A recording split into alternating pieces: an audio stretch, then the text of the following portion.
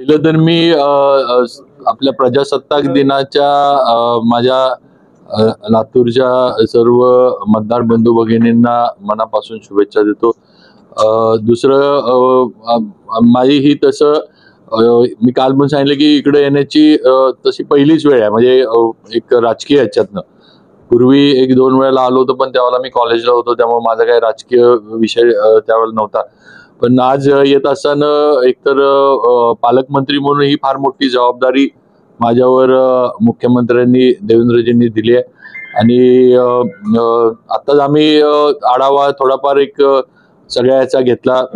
काही विषय जे प्रलंबित आहेत ते सोडवण्याच्या दृष्टीनं काय करणं गरजेचं आहे ह्याच्याबद्दल चर्चा झाली. त्याचबरोबर 30 तारखेला आता आपण डीपीडीसी ठेवलेली आहे, त्या ह्याच्यामध्ये नवीन काही गोष्टी करण्याचं आमचं आज थोडी चर्चा झाली. 29ला परत आम्ही बसू, कारण मी 29ला येणार आहे.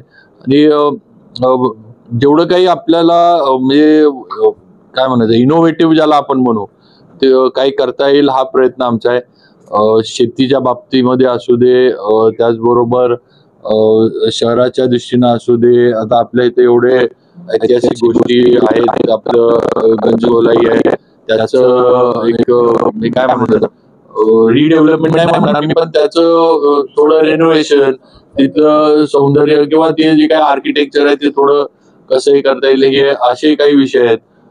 त्याचबरोबर काही सार्वजनिक बांधकाम विभागाचे पण विषय आहेत जे अनेक वेळा आता NHI चे 2 रस्त्यांबद्दलची चर्चा झाली, जे आपल्या लातूरच्या दिशेनं होणं गरजेचं आहे, कारण ते कनेक्टिव्हिटीला महत्वाचे आहेत. एकतर आपलं मला वाटतं पानगाव हा आणि आपला जो बार्शी टेंभुर्णी जातो तो, कारण तो कनेक्टिव्हिटीच्या दृष्टीनं फार महत्वाचा आहे. त्याच्याबद्दल चर्चा झाली. त्यात काही NHI चे थोडं हे आहे, तर त्याचं पण आम्ही लवकरच हे करतोय. एक बैठक लावून NHI चे वरचे पण अधिकारी बोलवून त्यात निर्णय करून लवकर ही कामं मार्गी कशी लावतील हा प्रयत्न नक्की राहील माझा. गडकरी साहेब लातूरला आल्यावर त्यांनी लातूर टेंभुर्णी मार्ग होण्याची घोषणा करून टाकली 4 वर्षापूर्वी गोष्ट. ते प्रोसेसमध्ये आहे नाही 100. आता गडकरी साहेबांनी आपल्याला माहिती आहे की गडकरी साहेब हे रोड म्हणजे देशामध्ये रस्त्याच्या बाबतीमध्ये जाळं निर्माण करण्यामध्ये त्यांचाच काय वाटा आहे, म्हणजे सिंहाचा वाटा म्हणणं पण चुकीचं होईल. जे काही आज जाळं आपण एवढं मोठं देशात बघतोय ते गडकरी साहेबांच्या प्लॅनिंगमुळे झालं ही वस्तुस्थिती आहे. आणि आज त्यांनी जाहीर केलंय म्हणल्यावर 100% हा रस्ता होणार. आम्ही त्याचा पाठपुरावा करू. गरज पडली तर गडकरी साहेबांपर्यंत जायला लागलं, समजा काही इकडे तिकडे काही गोष्टी राहिल्या असतील, काही लॅक्युनाज राहिल्या असतील असं म्हणू आपण, तर त्या सोडवण्यासाठी पण गडकरी साहेबांपर्यंत हे म्हणजे हा विषय नेऊ. कारण मला वाटतं कनेक्टिव्हिटीसाठी हा रस्ता आपल्याला सगळ्यात जास्त गरज आहे. मला कालची थोडी माहिती मिळाली, एखादी चुकीची पण नाही, 60 किलोमीटर आता आपल्याला फिरून जायला लागतं असे हा रस्ता नीट नसल्यामुळे. आज जे आपल्याला तुळजापूर सोलापूर असं जायला लागतं हे साधारण अंतर, मला काल एक चांगले जबाबदार व्यक्ती आहेत त्यांनी सांगितलं सर 60 किलोमीटरचा हा असा हे पडतो, वळसा घालून जायला लागतं. पण हा रोड झाला तर पुण्याची कनेक्टिव्हिटी आपली जी आहे तर ती बऱ्यापैकी चांगली होईल आणि सोपी होईल. त्यामुळे जिव्हाळ्याचा प्रश्न हा पाणीचा आहे. सध्या पाऊस पाण्याची अडचण नाही. दर 3 वर्षाला इथं आवर्षण दुष्काळाची निर्माण होते. मांजरा धरणाचं पाणी येतं, पण इथे नवीन पालकमंत्री आले, नवीन मंत्री आले की उजनी धरणाच्या पाण्याचं कायम आम्हाला आश्वासन दिलं जातं. कायमस्वरूपी लातूरला पाणी पुरवठा व्हावा, उजनीचं पाणी लातूरला येऊ शकतं का, किंवा त्यासाठी तुम्ही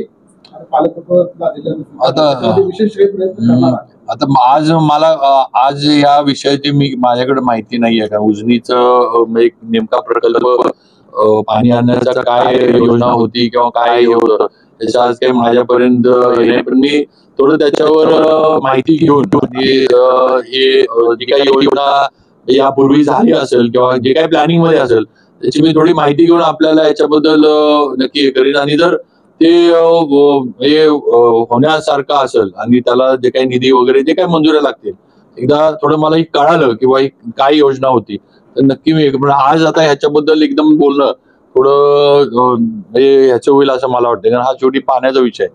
आणि पाणी म्हटलं की प्रत्येक जिल्हा त्या पाण्याच्या ह्याच्यावर हे असतं की बाबा आमचं पाणी आहे, बाहेर न्यायचं नाही, आमच्या हक्काचं पाणी आहे. हा ते थोडं आहे नाही, पश्चिम महाराष्ट्र आम्ही देण्याचंच काम केलंय, तसं काही नाही. आणि शेवटी पाणी रस्त्याचे पाठवून असे स्टेटमेंट आले दुर्मिळ. नाही तसं, पण माहिती थोडी घेऊ आपण किंवा ह्याच्याबद्दल काय होतंय, आणि मी नंतर मग थोड्या याच्यावर आपल्याला परत डिटेल देईन. लातूरला पालकमंत्री म्हणून नेहमीच प्रामाणिकपणे जेवढं या जिल्ह्याच्या विकासासाठी प्रयत्न करता येईल तेवढं माझ्या सरकारच्या वतीनं आणि माझ्या पालकमंत्री पदाच्या माध्यमातून करीन. महत्वाचं म्हणजे बैठका घेण्यासाठी आणि कार्यक्रम पण असू देत काही, किंवा अगदी धरून झाला काही कधी कधी जरा काही कटू प्रसंग पण निर्माण होतात, म्हणजे त्या सगळ्याला हे देण्यासाठी, तोंड देण्यासाठी इथं आपल्या बरोबर पालकमंत्री म्हणून मी नक्की असेन, फिजिकली असेन, हे पण आपण लक्षात ठेवा. त्यामुळं नक्कीच इथं येऊन काम करणं, कारण शेवटी आमच्यावर जबाबदारी देवेंद्रजींनी आम्ही त्या त्या विभागात जाऊन काम केलं पाहिजे अशाने आम्हाला जबाबदाऱ्या आणि सूचना त्यांनी दिल्यात. त्यामुळे नक्कीच इथं येऊन जिल्हा प्रशासनाबरोबर राहून आणि जिल्ह्यातील जे काही नागरिक आहेत त्यांना विश्वासात घेऊन आम्ही काम करतो. लातूरच्या जिल्हा रुग्णालयाचा प्रश्न नाही त्याचा पण हे आता एक चांगलं झालंय सर, की त्यात आता विभाग पण माझ्याकडेच आहे, सार्वजनिक बांधकाम, आणि लागणारे जे काही काय म्हणायचं फंड जे आहेत ते पण सार्वजनिक बांधकाम विभागाकडनंच येणं अपेक्षित आहे. म्हणजे ती जागा हँडओव्हर वगैरे जे काही झाले त्याचं आहे, त्यामुळे लवकर त्याचा आम्ही निर्णय करू. आणि माझ्या माहितीनं ते आता बऱ्यापैकी अंतिम टप्प्यात आले, तर ते म्हणजे हाती गेला शेपूट राहिलं जे आपण म्हणतो तसं झाले. हा, तर ते आम्ही करू. आणि निधी पण मला कलेक्टर मॅडमनी थोडं ब्रीफ केलं, फार काही अमाऊंट नाही आहे खरं म्हणजे ती, पण त्याचे पण तरतूद करून लवकरच ते आपण हे करू.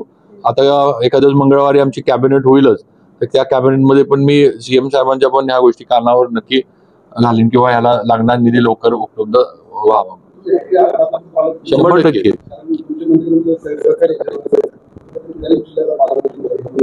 असं काय नाही बाबा, शेवटी महाराष्ट्र समृद्ध आहे, गरीब जिल्हा श्रीमंत जिल्हा असं काही नसतं. प्रत्येक जिल्ह्याची एक वेगळी खासियत आहे, एक वेगळी ओळख आहे. आणि महाराष्ट्र हा सगळे हे जिल्हे एकत्र आले म्हणून महाराष्ट्र झाला. आणि शेवटी कसं आहे, छत्रपती शिवाजी महाराजांच्या पदस्पर्शानं अख्खं राज्य पावन झालेलं आहे. त्यामुळे हिंगोली असू दे, लातूर असू दे, किंवा पश्चिम महाराष्ट्र असू दे, किंवा काय म्हणायचं आपलं उत्तर महाराष्ट्र असू दे, शेवटी सगळीकडे छत्रपतींचा वावर होता. त्यामुळे सगळं आपलं आहे हे आपण समजलं पाहिजे. त्यामुळं आणि शेवटी आपल्याला पण माहिती आहे की भाजपमध्ये असं काय मागून की मला हे खातं द्या, मला ह्याच जिल्ह्याचा पालकमंत्री द्या, अशी पद्धत प्रथा भाजपमध्ये नाही. देवेंद्रजी फडणवीसांनी जो निर्णय घेतला खात्यांच्या बाबतीत, मंत्रिपदांच्या बाबतीत, तुमच्या पालकमंत्र्यांच्या बाबतीत, तो आम्हाला सगळ्यांना मान्य आहे. त्यात काय आम्ही त्याच्या पुढे कोणीच प्रश्नचिन्ह उभा केलं नाही किंवा विचारायचं काही नाही, कारण ही प्रथाच नाही भाजपमध्ये किंवा पद्धत नाही. पॉलिटिकल विचारतो, बीडमध्ये जे मसाजचं प्रकरण असेल त्यामुळे बीड जिल्ह्यात जे काही सध्या चालू आहे त्याच्यावर जितेंद्र आव्हाडांचं स्टेटमेंट आलं की धनंजय मुंडेंनी राजीनामा दिल्यानंतर त्या प्रकरणावर जो काही प्रेशर आहे सरकारकडनं प्रेशर असल्याचा आरोप केला आहे. कसं बघता तुम्ही असं? आता आरोपींबद्दलची जी हे होती त्याच्यावर पोलीस यंत्रणेनं कार्यवाही केली आहे. शेवटी सीएम साहेबांनी दिलं होतं किंवा कुणाला आम्ही सोडणार नाही. माझ्या माहितीनं आपल्याला माहिती आता मोका सगळ्यांना त्याच्यामध्ये मोका खाली गुन्हे दाखल झाले, त्यामुळं ती पण मागणी पूर्ण झाली आहे.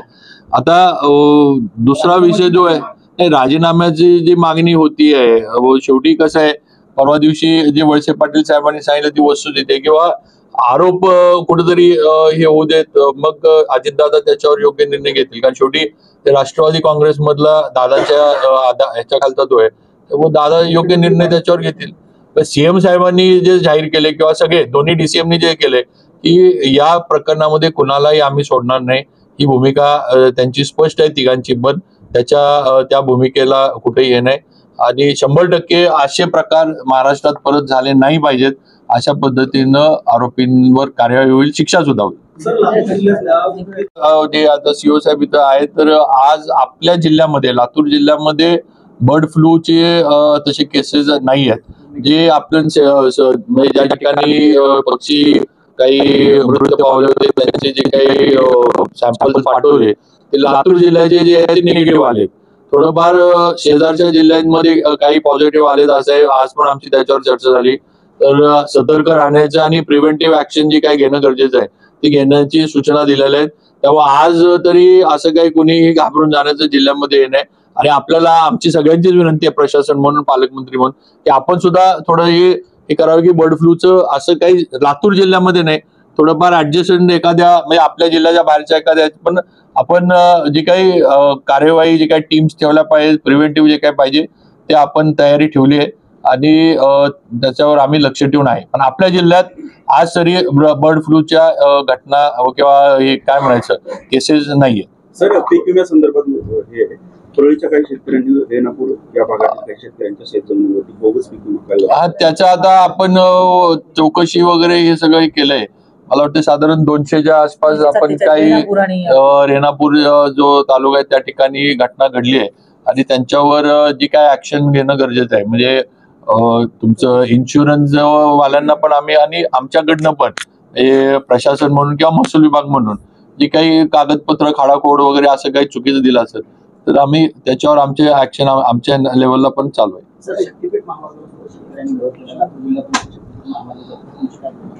सर, माझं म्हणणं आहे की आता तर ह्या शक्तीपीठ महामार्गाची घोषणा मुख्यमंत्र्यांनी केली आहे, त्याचा अजून पुढची प्रक्रिया काहीच नाही आहे.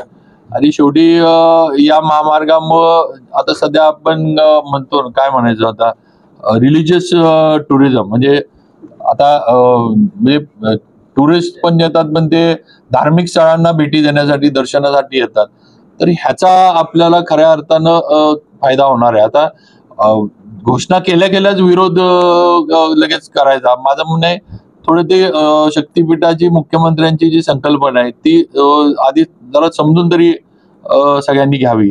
आज समृद्धी झाला, आज समृद्धीचा फायदा सगळ्यांना झाला, जेवढी कनेक्टिव्हिटी झाली.